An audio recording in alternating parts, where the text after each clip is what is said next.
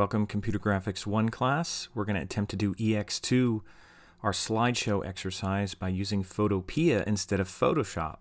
So there'll be some slight differences, and here's the instructions that we're going to use. Now, normally we're going to create a new Photoshop file and we're going to place in our images. We're going to skip that step. We're going to start off just with a Photoshop file in Photopea. So I'm going to open my Photoshop file from Google Drive. That's probably the easiest thing to do. So here's my PSD. I'm going to double click on it and it says open with Photopea. If you don't have connected apps as Photopea, you can say connect more apps, and you could go here and search for Photopea and you'll find it and you'll connect it. I already have it connected here, and I'm going to say open with Photopea. Photopea is like Pixlr, except it's almost more like Photoshop, and it has more consistency with some of the Photoshop tools. So that's why we're going to use that. So we're going to open up our image. It's a PSD image. In Pixlr, we would have to use a PXD image. So we're going to use a regular PSD image, which can be opened in Photoshop.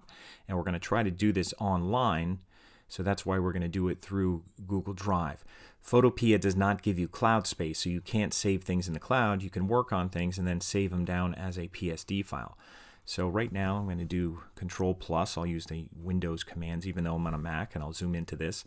I have a Photoshop file. Now normally we would place in all these images on their own layer by using File Place. You can do that in Photopea, but we're just going to skip that step and assume we have them all in here right now as separate layers. And remember, you could click on these and move them around. If you put on Transform Controls, then you see them. But the Transform Controls in Photopea almost look like they need to be scaled, whereas in Photoshop they look kind of thinner when they're not active. So I'll turn these off right now just so I don't see them. Although it does help know what layer you're on, so you could leave them on. Just be aware that we're not scaling anything here. We're just kind of looking at our image, so let me zoom in just a little bit more. And with this image here, what we're going to do is just take a look at it and see what we need to change about it. One of the first things I usually change is shadows highlights. Now we do not have shadows highlights, and by the way, we do have an ad over here that you're going to see with Photopea, so you'll just have to ignore that for now, but this is a free application, so that's a good thing. So shadows highlights, do we have any dark shadows here? Not really, so we're going to skip that, and we don't really have shadows highlights in Photopea, so that's not really an option, but we have a workaround that we're going to be able to do. Another thing we're going to do is also take a look at our levels. Now levels are the highlights, shadows, and midtones. Now we have a lot of white highlights here right behind this guy's shoulder. You can see there's really bright highlights, so we're not going to brighten the highlights at all. So we're still going to go to Image, Adjustments, Levels. That's the same place we would go in Photoshop. And before I get too far into this, let me look at my instructions here. It says number 5, any dark shadows? Not really. And we're going to check out Levels, and then we're going to check out Photo Filter, and then we're going to do a little unsharp, at least on this layer. This is the first layer in our image. So I'll go back to here, and you can see we have a nice range of, these are the highlights on this end, these are the darks on this end, or the shadows, and these are the midtones. So everything's pretty even on here, so I don't want to lighten anything. I don't want to go like this and make those lights like really wash out. So I'm going to leave them alone. So there's not a whole lot I need to do here. I can move this over. If I want to look at their faces, I can lighten the midtones just slightly, just to lighten up the image. I'm going to do that a little bit. That's called the gamma in the middle. So I'm just going to go to the left a little bit and lighten up the midtones. And then also this image is a little on the yellowish side, so I'm going to cool it just a little bit. So I'll do that through Image Adjustments, and just like in Photoshop, they have Photo Filter, and it defaults to the orange Photo Filter. And I'm going to change this and just use blue. And you have to hit OK, so remember to do that. Remember to hit the OK button. Now this is way too much at 80%. And you could take it down to somewhere like, well, take it down to 0 and then start going up from there. Probably something like 7 to 10%. I think I say something on the instructions. I'm not sure what they are in the instructions. Oh, about 10. So that's about the same. So that seemed to work okay. About 10 on here seems to cool it down just enough. You could turn on preview off and on. You can see it just cools it down just enough. I don't want to make it a really cool photo, but I just want to take the oranginess off of this. So that's all I'll do there, and I'll hit OK. And then the last thing I'll do, and I'll even, well, I could leave it at this zoom, but I'm just going to sharpen it just a little bit because this is a low resolution image. One thing to point out, that if I go to image size, we're at 500 by 380 pixels. So these are low resolution images meant for a slideshow on a web page. So they're not meant to be printed. So that's why this is low resolution. So we are going to sharpen it a little bit just because we had to resize these very small. So they sometimes have the tendency to get a little more blurry when you size them down. So we're going to throw a filter in here, a Sharpen Filter. We'll go to Sharpen, Unsharp Mask. And typically you're going to leave the threshold at 0. That means you're going to sharpen everything. The radius somewhere like around 1.2, so I'll put it up to like 2 for now. And then this is at 142%. You can see already it's getting way over contrasty. So you want to be somewhere between 50 and 100. So I'll just try it around 50 and see what that looks like. I'll put my preview on and off. We just want to sharpen up these guys a little bit. So 50 works fine. And my radius is at 2. You could even put it down to 1, but that looks good for now. So I'm going to hit OK. And that's all we need. I'll zoom out just so I can see my image. And my image looks a lot better than when it started. When it started, it looked like that. Now it's a little bit cooler, a little bit brighter, a little bit sharper. Everything looks a little bit better. So that was pretty simple. So I'm going to turn that off and move on to the next one. And make sure that you click on the layer too, so you're targeting that layer. And if you want to turn off these other layers so you're not seeing them in the background, you could do that too. So you can see white behind here. But here's my image, and you can see his face looks very dark. The background's dark. If you go to levels, you'll find that, you could look at levels first. I could go to adjustments, levels, and you can see there's not many highlights, and there's a lot of pixels that are kind of in the dark range, in the midtones on back. Now, one thing we don't have in here that it really helps is we don't have shadows highlights in Photopea. If you go to image adjustments, you won't see shadows highlights. So we're going to have to do this all from levels. And there's different ways we can work with this, but we'll start with the most basic in the beginning. I'll go to levels, and to target, to lighten the shadows, so we see his face a little better and his features. Down here on the output slider at the bottom, we can kind of lighten those darks a little bit. So I'm going to lighten those. And you could turn your preview on and off, and you can see that's helping a little bit. It's not as good as the shadows highlights in Photoshop. I'll say that right now. It's not as good, but this is what we're going to use for now. So if we go around like 18, 19, 20, something like that, that won't be in your instructions for this one, but you can see we're brightening up his face a little bit, so it's a little bit better. And then I'm also going to lighten up this part too, because if you see a flat line over here, that means that there's no highlight. So there's nothing that's going to bleach out white, so it's not a problem to move from here once you see a flat line over to there. And that looks better to start. So if I click on and off, it looks better. It's still yellowish, so we're going to tackle that just like we did before with the photo filter. So I'm going to do that. I'll hit OK. I'll go to Image, Adjustments, Photo Filter. And again, it defaults to the orange, so I'm just going to make it blue and move it aside so I can see it. And I'll choose blue. Well, I have to hit OK first.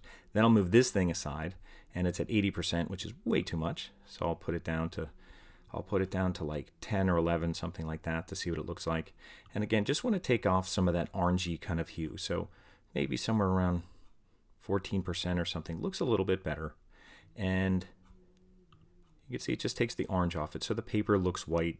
Everything looks pretty good. So I'm going to hit OK, and that's probably good for that. I think for this part, if I look at my instructions of the holding two sketches, that's probably without shadows highlights, that's probably the best we can do with that. And then we can also do a sharpen on that one just like we did.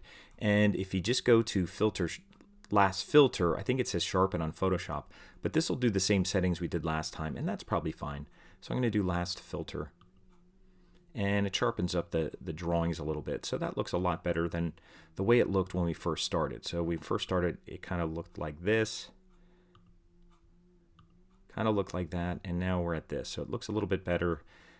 With levels, we brightened up his face and everything. So everything looks a little bit better. So we're going to move on to the next one. So I'm going to turn this off, put on blue painting, and make sure I select the layer. Now in this one, we want to kind of cool off this part, but not cool off the painting because the painting's blue. So how do we do that? Well, let me turn off the transform handle so that's not in the way. Make sure you're on that layer, and I'm going to use the lasso and use the Polygonal Lasso so I could do straight lines, and I'm just going to go around this painting because the painting has straight lines on it. So I'm just going to kind of go around this and make straight lines, and you could kind of go off a little bit. And then when I get to the beginning, I'm going to double click, and it makes a selection. Now it's not as prominent as Photoshop where you see like the dotted lines going around, but it is there. And then I'm going to do select inverse, and it'll select everything. Now again, it's very hard to see because they're not as thick as the ones in Photoshop, but I'm selecting everything but the painting, and I want to warm everything but the painting.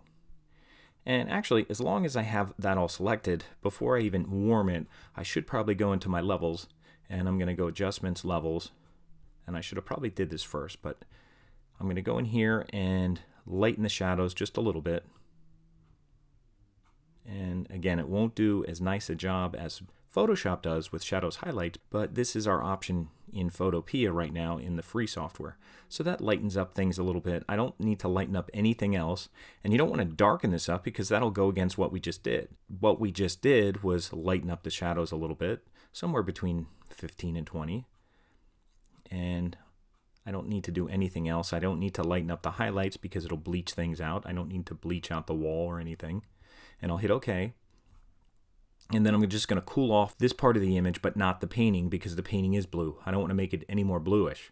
So I'm going to go to Image, Adjustments, Photo Filter, and again, I'll make sure I make it blue, hit OK, and then move this out of the way, turn it down to somewhere like around between 10 and 15, see what it looks like. That's at 11 right now. That looks better. I still want a little warmth to it, so around 10 is probably good for that. The image looks a whole lot better. And now for the whole image, I want to make sure I do Select, Deselect, or Control D, and so that everything is basically available right now in this blue painting layer. And now I'm just going to go Filter, and I'll use my last filter and sharpen that one up. Let's just move on to the next one, and then we'll take a quick break. I'm going to turn this one off. This is ISC pick, and you can see it's very dark, a lot of dark shadows. Shadows highlights will help a lot with Photoshop. Photopea won't be able to tackle these shadows quite as good as Photoshop can, but we'll give it an attempt. So we're going to go to Image, Adjustments, Levels. And again, if you want to tackle the shadows, you use the output slider down here, and we'll just take them to around 20 and just kind of lighten up the shadows. Just bring out some of the detail in the dark coat here and the chairs and some of the dark clothing. That's, if you put preview on and off, that's about the best we can do right now. If you needed to darken the highlights, you can even bring this over. That'll darken up some of these if you'd want to, which is fine. And then also we can go up here and maybe lighten this up. Now I don't want to lighten up, that'll just bleach out all the windows that are in the back, so I don't want to do that necessarily. Maybe just a little bit, but I might just bring up the midtones a little bit just to brighten up my image. And that should brighten up the image without doing too much to these. And if it's doing a lot to those, you could even turn them down just a little bit. So this looks better, probably not as good as Photoshop can do with this image, but not bad. So we're going to hit OK. And again, our job here is just to kind of improve these pictures.